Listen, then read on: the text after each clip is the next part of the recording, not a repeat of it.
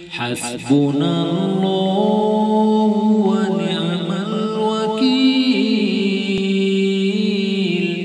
نعم المولى ونعم النصير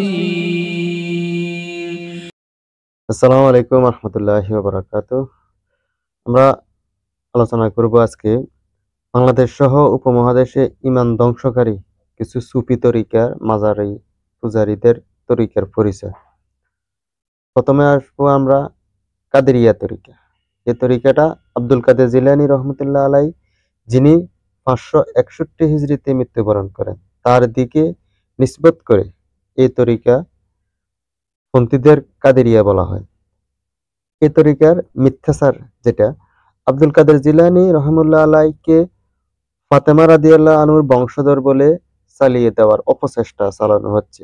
এমনকি তার 17তম পূর্বপুরুষকে রাসূল সাল্লাল্লাহু আলাইহি সাল্লামের সঙ্গে মিলিয়ে দিয়ে নিজেদেরকে পীরতন্ত্রের ব্যবসাকে মজবুত করার ফন্দি আটানো হচ্ছে, অথচ এসব ডাহা মিথ্যা কথা। যদি আব্দুল কাদের জিলানী মুহাম্মদ সাল্লাল্লাহু আলাইহি সাল্লামের বংশধর কিংবা ওদের ফাতেমা বংশধরও হয়ে থাকে, তাই বলে কি এ, সে পীর কিংবা পীরতন্ত্র চালু করবেন? আর ওদের পূর্বপুরুষ কি এ ধরনের ছিলেন? আস্তাগফিরুল্লাহিল আযীম। মানুষ কত মিথ্যা কথা বলতে পারে। কাদেরিয়া তরিকার ওজিফা ও সমাধান পদ্ধতি। কাদেরিয়া তরিকার অনুসারী সুফিদের মতে কালেমা তৈয়বার বর্ণিত নুক্তাবিহীন 12টি বর্ণের তালিমই হল কাদেরিয়া তরিকার খাস তালিম, এবং দুনিয়ার সকল রহস্য এই 12টি হরফে লুকায়িত রয়েছে। বিশ্বজগতের মূল কারণ ও উৎস হল এই 12টি হরফ। তৌহিদের প্রকৃত রূপ এই কালিমায়। নুক্তাশূন্য বর্ণ দিয়ে কেন কালিমাটি সৃষ্টি, তাহার গভীর রহস্য নিমজ্জিত। এই কালেমাকে জানিলে, চিনিলে, সঠিকভাবে গবেষণা করিয়া পড়িলে তাহার নিকট সকল রহস্য দ্বার উন্মোচিত হইয়া যায়। এই তালিম না পাওয়া পর্যন্ত কেউ কাদেরিয়া তরিকার সুফি সাধক ও পীর হওয়ার যোগ্য হন না। যিনি এই কালেমার রহস্য জানেন, তাকে তারা আরেফ বিল্লাহ ও ওলিয়ে কামেল এর মর্যাদায় ভূষিত করেন। কাদেরিয়া তরিকার অনুসারীদের ভাষ্যমতে, যদি কেউ এই কালেমার শিক্ষা গ্রহণ করিতে চায়, তবে তাহাকে একজন সুফি সাধক ও পীর মুর্শিদগণের নিকট হইতে অর্জন করতে হবে। সাধক ব্যতীত কোন সাধারণ শুল্ক কিংবা সাধারণ কোন আলেম ইহা চিনিবে না। কালেমার তালিমের গোপন রহস্য। তারা সনদবিহীনভাবে প্রচার করে যে হযরত নবী করিম সাল্লাল্লাহু আলাইহি সাল্লাম এই কালেমার বিশেষ তালিম হযরত আলী রাদিয়াল্লাহু আনহুকে প্রদান করিয়াছিলেন। তিনি এই তালিম তাহার খলিফা হযরত হাসান বসরি রহমতুল্লাহকে দান করেন। কে দান করেছেন? হযরত আলী রাদিয়াল্লাহু তাআলা আনহু দান করেন। তার নিকট হইতে গাউসুল আজম হযরত আব্দুল কাদের জিলানী রহমতুল্লাহর নিকট আসে। এই কালেমার রহস্য তাহার নিকট আসিবার পূর্ব পর্যন্ত ইহার তালিম চিনা উচিত ছিল, কিন্তু তিনি এই তালিমকে সুবিন্যস্ত করিয়া লিখিত আকারে গুপ্তভাবে বিশেষ মুরিদকে দান করেন। আস্তাগফিরুল্লাহিল আযীম। কাদেরিয়া তরিকার সাধনা কোন লতিফার সহিত সম্পৃক্ত নহে, বরং খোদা প্রেমিকের সেই স্থানে আল্লাহ শব্দের প্রভাবের পড়িবে, যেখানে জিকিরে জারি হয়, সেখান হইতে তাহার সমস্ত শরীরে শিহরিত হয়। অতঃপর সেখানে বিশেষ অবস্থা নূর-সমূহ বিচ্ছুত হইবার পর তাজাল্লি বা আলোক প্রবাহ, বিকিরণ ও ঊর্ধ্বজগতের ভ্রমণ সংঘটিত হয়। ফলে এমন আবেগের উত্থান ও অবস্থার পর্যায়ক্রমিক উন্নতি সাধিত হয়, যাহা বলা বা লেখা যায় না। তাদের দাবী, মুর্শিদের তাহাজ্জুদ ব্যতীত সালেকের এই পথে সফল হওয়া খুবই কঠিন। যখনই এই সকল বিশেষ অবস্থার উন্নতি সাধিত হয়, তখনই মুর্শিদ তাহাকে নিজের আধ্যাত্মিক ক্ষমতা বলে উন্নতর মঞ্জিলে পৌঁছার পথ নির্দেশ করেন। প্রকৃত মোকসেদে পৌঁছানোর পথ বাতলাইয়া দেন।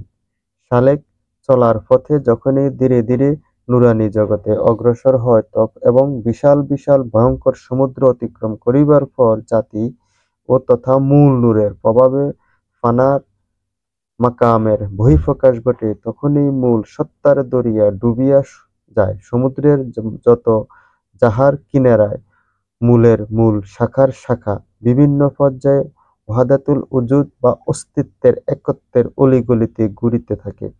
ইহারই মধ্যে শাহে লা তাওয়ায়ুন বা অসীম অমর্ত্য বা নির্বস্তক জগতের আবির্ভাব ঘটে, যাহার কূল-কিনারা নাই। মূলত আপনি যদি হিন্দু অথবা বৌদ্ধ ধর্মের নীতি কথা পড়েন, তাহলে দেখবেন তারা ধারণার জন্য কিংবা ধারণার জন্য বিভিন্ন পন্থা আবিষ্কার করে, যার মাধ্যমে তারা তাদের নফস ও আত্মার পরিশুদ্ধি করার চেষ্টা চালায়। তাদের এই কাজে না আসে কোনো ঐশী নির্দেশন, না আসে কোনো বৈজ্ঞানিক ভিত্তি, শুধুই আন্দাজ আর অনুমানের উপর ভিত্তি করে নিয়ম নীতি তৈরি করা হয়েছে।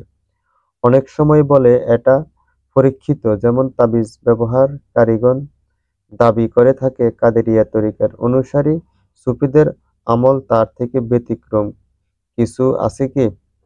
মহাসত্য, আব্দুল কাদের জিলানী রহমতুল্লাহ আলাই কখনো তার নামে তা কোনো তরিকা তৈরি করেননি। তার জীবদ্দশায় কাদেরিয়া নামে কোনো তরিকার অস্তিত্ব ছিল না, যদিও তার জীবনে একটি স্তর ছিল সুফি আজমের অন্ধকারাচ্ছন্ন আবদ্ধ, কিন্তু সৃষ্টির কর্তার অপার অনুগ্রহে শেষ জীবনে আহলে সুন্নাহ ওয়াল জামাতের কাতারে শামিল হন এবং সুফি ও পীর তন্ত্রের ভ্রষ্টতা থেকে মুসলিম জাতিকে মুক্ত করার জন্য গুনিয়াতুল তাতলেবিল নামক বিখ্যাত গ্রন্থ রচনা করেন। ইমাম ইবনে কাসির বলেন, আব্দুল কাদের জিলানী একজন সৎ, নেককার, পরহেজগার, এবাদত গুজার ব্যক্তি ছিলেন, কিন্তু তার ব্যাপারে এতই অতিরঞ্জিত কথা বলা হয়েছে যার সবই মিথ্যা। বিদায়া ও নেহায়াতে উল্লেখ আছে এই সমস্ত বিষয়ে। দ্বিতীয়ত আসুন চিশতিয়া তরিকা। খাজা মাইনুদ্দিন চিশতিয়া, যিনি ইরানের চিশতি নগরে জন্মগ্রহণ করেন এবং 661 হিজরিতে মৃত্যুবরণ করেন। ভারতের আজমিরে তাকে দাফন করা হয়। তার দিকে নিসবত করে চিশতিয়া তরিকা আবির্ভাব। ভারত উপমহাদেশের এই তরিকার ব্যাপক অনুসারী রয়েছে, বিশেষ করে দেওবন্দি আকাবিরদের অধিকাংশ চিশতিয়া তরিকার অনুসারী তথা পীর ও মুরিদ, যেমন এনায়েতুল্লাহ মুজাদ্দেদ মক্কি, আশরাফ আলী থানভী, আব্দুর রশিদ গাঙ্গুহি, বাংলাদেশের চরমোনাই, চরচিনা, ফুলতলী ইত্যাদি। মিথ্যাচার, চিশতিয়া তরিকার পীর ও মুরিদরা দাবি করে যে মঈনুদ্দিন চিশতি 15তম পূর্বপুরুষ রাসূলুল্লাহ সাল্লাল্লাহু সঙ্গে মিলিত হয়েছে। এটা ডাহা মিথ্যা কথা। কোনো ইতিহাস গ্রন্থে এ ধরনের কোনো তথ্য পাওয়া যায় না, বরং ইরানের চিশতি নগরী শাহপুরা ইরানেই অগ্নিপূজকদের আবাসভূমি, তা সকল ইতিহাসবিদগণ উল্লেখ করেছেন।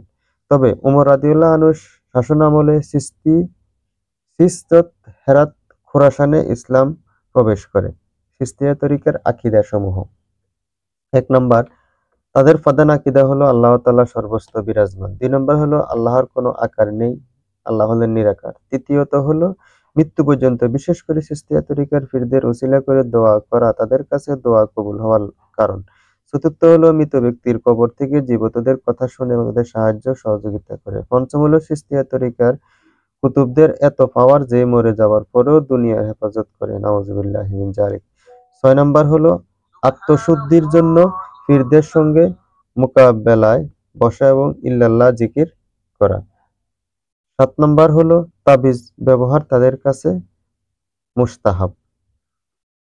এত সব কুফরি আকীদা পোষণ করে। উল্লেখিত আকীদা সবগুলোই প্রায় দেওবন্দি ও তাদের আকাবিরদের পোষণ করে থাকেন এবং তাদের লিখিত বই পুস্তক এসব বিষয়ে উৎসাহ প্রদান করে মুরিদদের মানতে বাধ্য করা হয়েছে। চিশতিয়া তরিকার ওজিফা ও সাধনার পদ্ধতি। চিশতিয়া তরিকার সাধনার পদ্ধতি হলো হযরত খাজা মাইনুদ্দিন চিশতি এর খাস খলিফা চিশতিয়া তরিকার একান্ত অনুসারী খাজা কুতুবউদ্দিন বখতিয়ার কাকি এর স্বরচিত দলিলুল আরেফিন গ্রন্থের 8ম অধ্যায়ে তাদের তরিকা আমলের বর্ণনা দিয়েছেন। এই তরিকার মতো আব, আতশ, খাক, বাদ ও নূর যথাক্রমে পানি, আগুন, মাটি, বায়ু ও নূরকে আনাসির ও এ খামোশা বা পঞ্চ উপাদান নামে অভিহিত করা হয়। সমুদয় সৃষ্টি জগতের মূল উৎস এই পঞ্চ উপাদান। সমুদয় জড় বস্তু, প্রাণী, দেহ আনাসিরের আরবায়া বা চার উপাদান যেমন পানি, আগুন, মাটি ও বায়ু সংমিশ্রণে ঘটিয়াছে, আর 4 উপাদানের মূলে রয়েছে নূর বা এক জ্যোতির্ময় সত্তা। প্রত্যেক উপাদানে রয়েছে 5টি গুণ ও সিফাত। ইহা বা 3 শ্রেণীতে বিভক্ত। 1 নম্বরে আহাদিয়াত। এই স্তরে মহামান্বিত আল্লাহ আপনাতেই বিদ্যমান এবং অতি সূক্ষ্ম দরিয়া রূপে রহিয়াছে। এই পর্যায়ে তিনি একক ও অদ্বিতীয়। এবার হচ্ছে ওহা ও ওয়াহিদিয়াত। ওয়াহিদাত। এই স্তরে তিনি তাহার ইরাদা বা আকাঙ্ক্ষা বা একক এশক প্রেম হইতে নূরে মুহাম্মদ সাল্লাল্লাহু আলাইহি সাল্লাম সৃষ্টি করেন। 3 নম্বর হচ্ছে ওয়াহেদিয়াত। এই স্তরে নূরে মুহাম্মদ সাল্লাল্লাহু আলাইহি সাল্লাম হইতে তিনি নিজেকে বিশ্ব চরাচর সৃষ্টির সঙ্গে আহমদ রূপে প্রকাশ করে সুরে শরীফের তার রচিত অত্যাধিক উদ্যোগগ্রন্থ হির রেক্কা জামে নূর বই এর ভূমিকায় লিখেছেন, আহাদ এবং আহমদের মধ্যে মিমের পার্থক্য কেবল হামদ ও নাতের জন্য। নাউজুবিল্লাহ।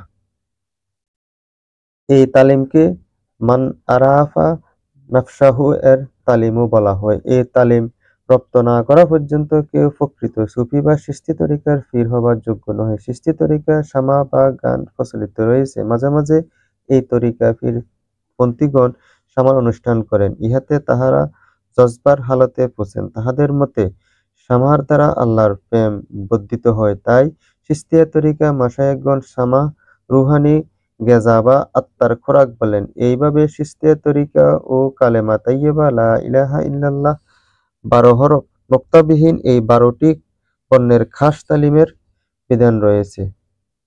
মূল কথা হলো এই শয়তানি তরিকার আহাদিয়াত এর নামে ওয়াহদাতুল ওজুদে বিশ্বাসী। আল্লাহ তার রসূল সাল্লাল্লাহু আলাইহি সাল্লাম আল্লাহ তাআলা সাল্লাল্লাহু আলাইহি সাল্লাম নাকি একজন। পার্থক্য শুধু মিমের। নাউজুবিল্লাহ মিন যালিক। এই তরিকার গান গেলে ইবাদত হয় বলে প্রচার করে। গান হলো রুহানি গেজা বা আত্মার খোরাক। এই সকল কথা থেকে মহান আল্লাহ তার রাসূল সাল্লাল্লাহু আলাইহি সাল্লাম অনেক পবিত্র। যদি গবেষণা করেন তবে হিন্দুদের সাথে ও শিয়াদের সাথে মিল খুঁজে পেতে পারেন। 3 নম্বর নকশবন্দিয়া। এই তরিকাপন্থীদের বাহাউদ্দিন নকশবন্দের দিকে নিসবত করে নকশবন্দিয়া বলে। বাহাউদ্দিন নকশবন্দ এর প্রকৃত নাম মুহাম্মদ বিন মুহাম্মদ। মৃত্যু 791 হিজরিতে। তার ফাঁকা কবর ও কবরের উপর গম্বুজ উজবেকিস্তানে আরাকান নামক স্থানে অবস্থিত। মিথ্যাচার। এই তরিকাপন্থীদের দাবি নকশবন্দি 22তম পূর্বপুরুষ রাসূল সাল্লাল্লাহু আলাইহি সাল্লামের সঙ্গে মিলিত হয়েছে, অথচ এ ব্যাপারে সঠিক কোনো তথ্য ইতিহাস থেকে সাব্যস্ত নেই। এই তরিকা নকশবন্দি জীবিত থাকা অবস্থায় তেমন প্রচার প্রসার না হলেও মৃত্যুর পর তার শাগরেদগণ নকশবন্দের নামে সুফি আজমের ভ্রান্ত মতবাদ তুরস্ক, সিরিয়া এবং এশিয়ার বিভিন্ন জায়গায় পৌঁছাতে চেষ্টা করেন। নকশবন্দিয়া তরিকা আকীদাসমূহ। নকশবন্দিয়া তরিকা সরাসরি আবু বকর সিদ্দিক হতে এসেছে। মানারুল হুদা তে এটা উল্লেখ আছে।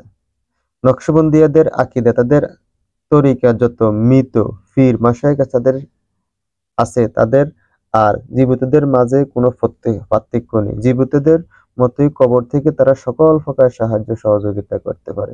রাসূল সাল্লাল্লাহু আলাইহি সাল্লামের কোনো ছায়া নেই। 4 নম্বর হচ্ছে নকশবন্দি তরিকা পীর মাশায়েখের চতুর্থ কিংবা চতুষ্পদ জন্তুর রূপ ধারণ করে, কুকুর, বাঘ, সিংহ, বিড়াল। এটা হচ্ছে বাহজাতুল সুনুনিয়া 33 নম্বর পৃষ্ঠাতে 6 নম্বর খণ্ডতে আছে। 5 নম্বর হচ্ছে নকশবন্দিয়া আকীদা মানব জাতির রূহ মূলত আল্লাহর স্বরূপ, আল্লাহর সাথে সাদৃশ্য স্বরূপ। নাউজুবিল্লাহ মিন যালিক। নূরুল হেদায়াহ 121 নম্বর পৃষ্ঠাতে আছে। 6 নম্বর হচ্ছে তাদের আকীদা সমূহ। নকশবন্দিরা বিশ্বাস করে তাদের প্রধান পীর বাহাউদ্দিন নকশবন্দি যদি কাউকে বলে মরে যাও, সঙ্গে সঙ্গে মরে যা, যদি বলে জীবিত হও, সঙ্গে সঙ্গে জীবিত হয়। আল মাওয়াহিবুল সারমাদি 133 নম্বর পৃষ্ঠাতে আছে। আরো হাজার কুফরি আকীদা পোষণ করে এই নকশবন্দিয়া। আল্লাহ আমাদের হেফাজত করুন।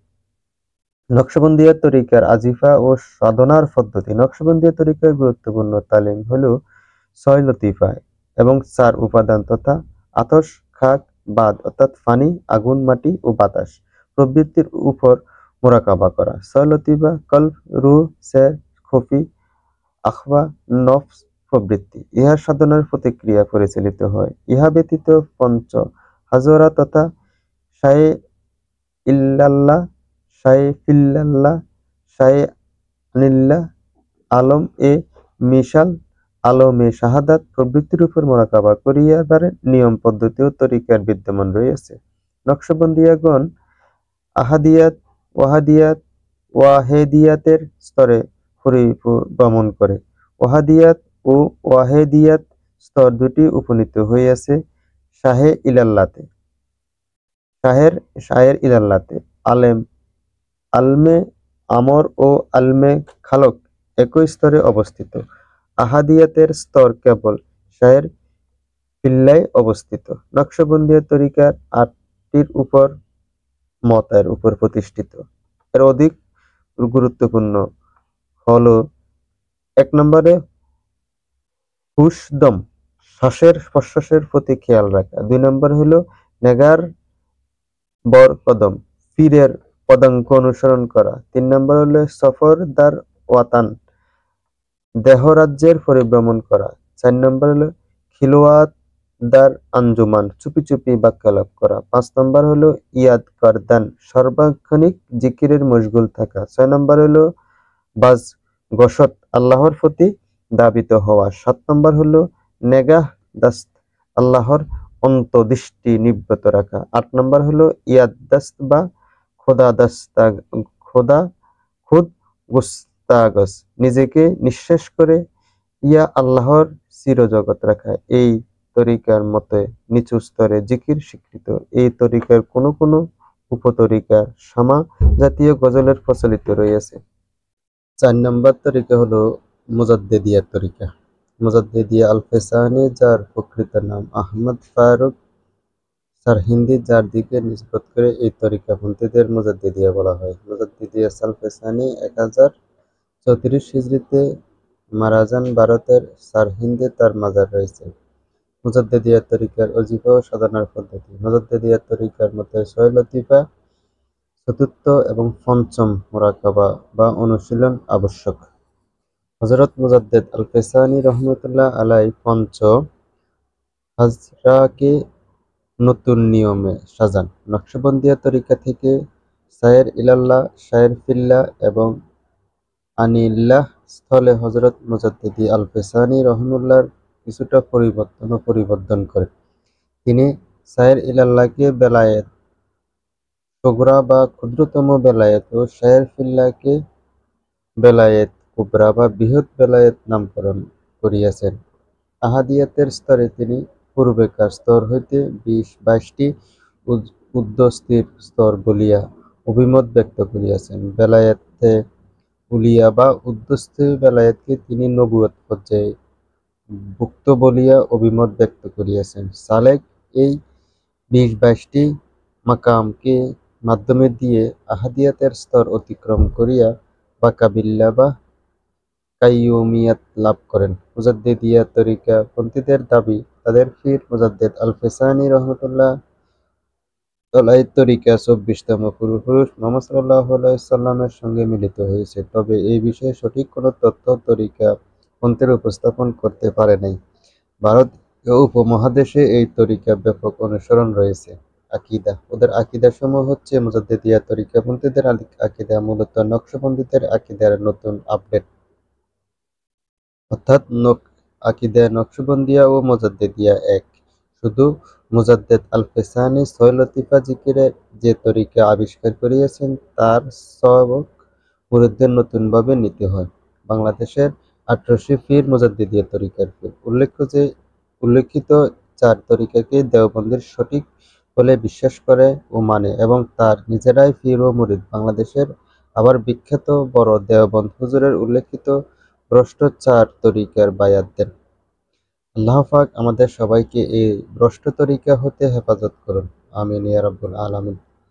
এটাতে আপনি পাবেন এই সমস্ত কার্যকলাপ: বিদায়া নেহায়া, ইবনে কাসির, নুরুল হেদায়া, মাওয়াহিবুল তুসনিয়া, রুহে তাসাউফ, থানভী, আলমে আশরাফি ও তাবিজ, ইসলামী বিশ্বকোষ, সুফিবাদ, ইসলামী ফাউন্ডেশন, ভুল বিশ্বাস প্রচারকারীর মতবাদগুলোর পর্ব ৩ পর্যালোচনা। এগুলো সবই মানুষের তৈরি ধর্ম, মানুষের সাথে এগুলোর কোনো সম্পর্ক নেই। তরিকাপন্থীদের কাছে আল্লাহর দেয়া অপ্রান্ত দিনের কোনো মূল্য নেই বললে তারা সমস্ত নিত্য নতুন আবিষ্কার করেছেন। ইসলামের এগুলোর কোনো সম্পর্ক নেই। তরিকাপন্থীদের কাছে আল্লাহর দেয়া অভ্রান্ত, যেটা আল্লাহর দেয়া দিন, এটার কোনো মূল্য নাই বিধায় তারা এগুলো আবিষ্কার করেছেন। পঞ্চম হলো মাইজভান্ডারী। বাংলায় ১২৩৩ সালে ১লা মাঘ চট্টগ্রাম মাইজভান্ডার গ্রামে আহমদুল্লাহ নামে এক ব্যক্তির জন্ম হয়। তিনি কলিকাতা আলিয়া মাদ্রাসায় কিছুদিন পড়াশোনা করেন। কিছুদিন কাজী পদের চাকরি করার পর শিক্ষকতা পেশায় বেছে নেন। ১৯০৬ সালে বাংলা ১৩১৩ সালে ১০ মাঘ রাতে ১টার পর তিনি মারা যান। মাইজভান্ডারীর কতিপয় ভ্রান্ত নীতি হলো: ১ নম্বর হলো গান বাজনা আসর বসানো, ২ কাশফ বা গায়েবী কার্যক্রম পরিচালনা করা এবং অদ্ভুত কারামত দেখানো, ৩ মানুষের আয়ু বাড়ানো এবং মৃত্যু দান করা। এই ধরনের আরও অনেক কোরআন বিরোধী কুফরি কার্যক্রম তাদের রচিত বইগুলোর উল্লেখ রয়েছে। মাইজভান্ডারী বাণী হিসেবে প্রচার করে যে, যে কেউ আমার কাছে সাহায্য চাইবে আমি উন্মুক্ত সাহায্য করিব। আমার সরকারের এই প্রকৃতি হাসর তাক জারি থাকবে। তাদের এই সাহায্য হাসর তাক জারি থাকবে। মাইজভান্ডারীর তরিকার ওজিফা ও সাধনার পদ্ধতি হলো: এই তরিকা বক্তাদের ধারণা মতে বিশ্ব মানবতার বেলায়েত স্বরূপ সৈয়দ আহমদ উল্লাহ মাইজভান্ডারী এর বেলায়েতের পরশ পেয়ে ধন্য হয়েছেন। মঠিস্থ বুজুর্গানী দ্বীন ও তার জামালি হতে জালালির মধ্যে রূপ ধারণ করিয়াছে। কামালিয়াতের বা বুজুর্গের কোনো প্রশংসা তার বুজুর্গদের বাদ পড়ে না। তিনি এমন এক খোদায় প্রদত্ত শ্রেষ্ঠত্ব সম্পদ অলি, যিনি খোদার ইচ্ছাশক্তিকে তার গাউসে আজমের প্রভাবে জনগণের না হওয়ার মতো কাম্য বস্তুকে হওয়ার রূপ দিয়েছেন এবং দিচ্ছেন। তাদের দাবি, তার সাথে হযরত খাজা খিজির আলাইহিসসালাম এর খুবই ঘনিষ্ঠ আধ্যাত্মিক সম্পর্ক ছিল। সমসাময়িক উলামায়ে কেরাম ও বুজুর্গগণ তার প্রতি অত্যন্ত শ্রদ্ধাপূর্ণ ধারণা পোষণ করতেন এবং যা তাদের লিখিত কসিদা, শের, কবিতা, মন্তব্য ইত্যাদি থেকে উপলব্ধি করা যায়। তার আধ্যাত্মিক পরশপ্রান্ত অসংখ্য অলি দরবেশ বিভিন্ন স্থানে আধ্যাত্মিকভাবে দাওয়াত পৌঁছে দিয়ে বিশ্ব মানবতার কল্যাণের অপূর্ব দৃষ্টান্ত স্থাপন করে গেছেন। তাদের ইবাদতের প্রধান মাধ্যম হলো গান। গান গেয়ে তারা আত্মার পরিশুদ্ধি অর্জন করে থাকেন। তারা শুধু মুসলমানদের আত্মা পরিশুদ্ধ করে তা নয়, এখানে হিন্দু, বৌদ্ধ, খ্রিস্টান যে কোনো ধর্মের লোক এসে আত্মার পরিশুদ্ধি অর্জন করতে পারে, তাদের মতে আশা পূরণ করতে পারে, এই কথা তারা শুধু বলে না ও প্রচারও করে। মাইজভান্ডারী তরিকার উসুলে শাআব বা সুপ্ত পদ্ধতি নফসে ইনসানির কুপ্রবৃত্তির বন্ধ করেই রুহে ইহসানির সুপ্রবৃত্তির জাগ্রত নফসে ঈশানীর কুপ্রবৃত্তি বন্ধ করে রুহে ইনসানির সুপ্রবৃত্তি জাগ্রত করার জন্য হযরত গাউসুল আজম মাইজভান্ডারী নির্বিঘ্ন ও সহজসাধ্য মাধ্যম হিসাবে সপ্ত পদ্ধতি প্রবর্তন করেন। সপ্ত পদ্ধতি ২ স্তরে অনুশীলিত হয়: ফানায়ে সালাসা বা রিপুর ত্রিবিধি বিন্যাস স্তর। প্রথম নম্বর হলো ফানা আলিল খালক, পরমুখাপেক্ষী না হয়ে স্বাবলম্বী হওয়ার চেষ্টা করা। ২ নম্বরে ফানা আলিল হাওয়া, অনর্থক কার্যক্রম ও কথাবার্তা হতে বিরত থাকা। ৩ নম্বর হলো ফানা আলিল ইরাদা, নিজ ইচ্ছা বাসনাকে খোদার ইচ্ছায় বিলীন করে তাসলিম বা রজা অর্জন করা। মৌতে আরবা বা প্রবৃত্তির চতুষ্পদ মৃত্যু। ১ নম্বর হলো মৌতে আর আবিয়াজ বা সদা মৃত্যু, উপবাস এবং সংযমের মাধ্যমে অস্তিত্ব মৃত্যুর মানব মনে উজ্জ্বল ও আলো দেখায়। মৌতে আসওয়াদ বা কালো মৃত্যু, সমালোচনার বিরক্ত ও রাগান্বিত না হয়ে আত্মসমালোচনার মাধ্যমে নিজেকে সংশোধনের মানসিকতা অর্জন করে কালে মৃত্যু। মৌতে আহমর বা লাল মৃত্যু, কামস্পর্শা বা লোভ লালসা হতে মৃত্যুতে হাসিল করা। মৌতে আখজার বা সবুজ মৃত্যু, নির্বিলাস জীবনযাপনে অভ্যস্ত হওয়ার মাধ্যমে সবুজ মৃত্যু লাভ করা। এই কোরআনী দাওয়াতের সপ্ত পদ্ধতি মানব জীবনের এক নিখুঁত, সহজ, সরল ও স্বাভাবিক পন্থা, যা মানব জীবনের পদ্ধতি স্বাচ্ছন্দ্য আনয়ন করে। এটা বাংলা উইকিপিডিয়া থেকে সংগ্রহ করা। অতঃপর কুপ্রবৃত্তি বন্ধ করে রুহে মানবীয় প্রবৃত্তি জাগ্রত করার জন্য এই মাঝভান্ডারের তরিকা বিকৃত পথ ও পদ্ধতি, যে বিদআতের সাথে সন্দেহ করলে ঈমান থাকবে কি? অপরপক্ষে সাধারণ মানুষ মাঝভান্ডার বলতে বোঝায় বাদ্যযন্ত্র, ঢাকঢোল, বাঁশি, কাশি, গান। তাদের ইবাদতের অনুষ্ঠানে গেলে বুঝতে পারবেন যে আপনি কি হিন্দু নাকি শিয়াদের অনুষ্ঠানে এসেছেন। 6 নম্বর হচ্ছে সরওয়ার্দিয়া তরিকার ওজিফা ও সাধনার পদ্ধতি।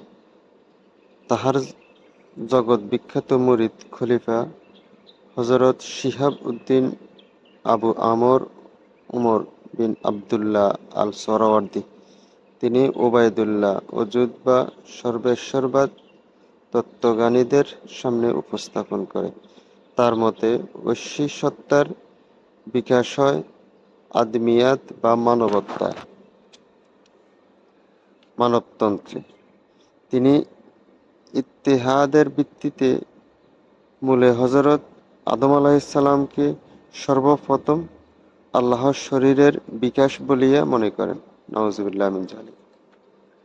তাদের মতে এই তরিকায় আল্লাহর অলিগণ কখনোই জাহির, কখনোই বাতেন থাকেন। হযরত শাহজালাল ইয়েমেনি এই তরিকার জাহিরি ও বাতিনির উভয় অবস্থায় ইমাম ও কুতুব ছিলেন। হযরত শিহাবুদ্দিন সরওয়ার্দীর মতে এই তরিকার ভিত্তি হল যৌক, আধ্যাত্মিক স্বাদগ্রহণ, ওয়াজদ, উচ্চাসা ও উন্মাদনা। এই তরিকায় আল্লাহর অলিগণ কখনোই জাহির, কখনোই বাতিন থাকেন। হযরত শাহজালাল ইয়েমেনি রহমতুল্লাহ আলাই এই তরিকার জাহির ও বাতিনির উভয় অবস্থায় ইমাম ও কুতুব ছিলেন। এই বিদাতীদের মতে তাদের বাপদাদার তরিকার গান সম্পন্ন অলি আউলিয়া কিছু কিছু রাজনীতি, কাজকর্ম, শরীয়ত বা সাধারণ মানুষের জ্ঞান বৃদ্ধির পরিভুক্ত নাও হতে পারে। ইহা বেলায়েতের প্রভাবমুক্ত এবং শরীয়তের আদেশ নিষেধ সাময়িকভাবে রহিত হওয়ার অবস্থা। ইহাকে খিজিরি বেলায়েত বলে। নাউযুবিল্লাহ মিন যালিক। তার প্রতিষ্ঠিত এই সকল দর্শন ও তরিকা প্রচারের সময় ইমাম হযরত শিহাবুদ্দিন সরওয়ার্দী বিভিন্ন উলামা ও মাশায়েখদের বিরোধিতার শিকার হয়েছিলেন। ইরান, ইরাক সহ পৃথিবীর বিভিন্ন দেশে এই তরিকার অনুসারী রয়েছে। আল্লাহ সুবহানাহু ওয়া তাআলা আমাদেরকে এই সমস্ত ভ্রান্ত তরিকা থেকে হেফাজত করুন, আমাদের ঈমানকে রক্ষা করুন। আমরা যারা এই পীর মাজার পূজারী ভক্ত এবং এই পীর মাজার পূজারী অনুসরণকারী, আল্লাহ সুবহানাহু ওয়া তাআলা যেন আমাদেরকে সঠিকটা বুঝে সে অনুযায়ী আমল করার তৌফিক দান করে। সর্বোপরি আমাদের কোরআন ও সহিহ সুন্নাহ অনুসন্ধান করতে হবে। কোরআন ও সহিহ সুন্নাহ নিয়ে গবেষণা কিংবা পড়াশোনা করতে হবে। যদি আপনি নিরপেক্ষভাবে কোরআন ও সহিহ সুন্নাহ অন্বেষণ না করেন, তাহলে আপনি কখনোই শিরিক বিদআত মুক্ত হতে পারবেন না। আপনি মনে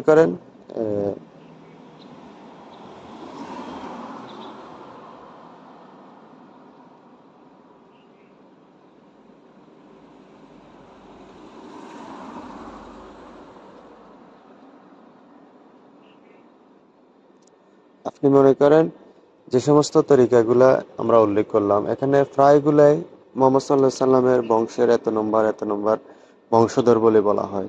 তা আপনি কি এটা বুঝতে যাচ্ছেন জনমানুষকে যে মুহাম্মদ সাল্লাল্লাহু আলাইহি সাল্লাম থেকে শুরু করে আমাদের এই পূর্বপুরুষের যেগুলা ছিল তারা সকলেই পীরতন্ত্র ছিল? আস্তাগফিরুল্লাহিল আযীম। আমরা মানুষ হিসাবে সৃষ্টির সেরা জীব, আল্লাহ সুবহানাহু ওয়া তাআলা আমাদেরকে তৈরি করেছেন, আমাদের জ্ঞান সম্পন্ন দিয়েছেন, কিন্তু আমরা এই জ্ঞানটাকে কাজে লাগাই না। আমরা কাজে লাগাই বিভিন্ন অপকর্মে, বিভিন্ন খাতে। কিন্তু ইসলাম অন্বেষণ করা, সঠিক ইসলামটাকে এ বুঝা শোনা সেই অনুযায়ী আমল করা, এই জন্য আমাদের এই জ্ঞানটাকে আমরা কাজে লাগাই না। আল্লাহ সুবহানাহু ওয়া তাআলার কাছে আমরা দোয়া করি, আল্লাহ সুবহানাহু ওয়া তাআলা যেন আমাদেরকে সকল প্রকারের শিরিক বিদআত মুক্ত আমল রেখে দুনিয়া ও আখিরাতের কল্যাণ দান করে। আমিন ইয়া রাব্বুল আলামিন। আসসালামু আলাইকুম ওয়া রাহমাতুল্লাহি ওয়া বারাকাতুহু।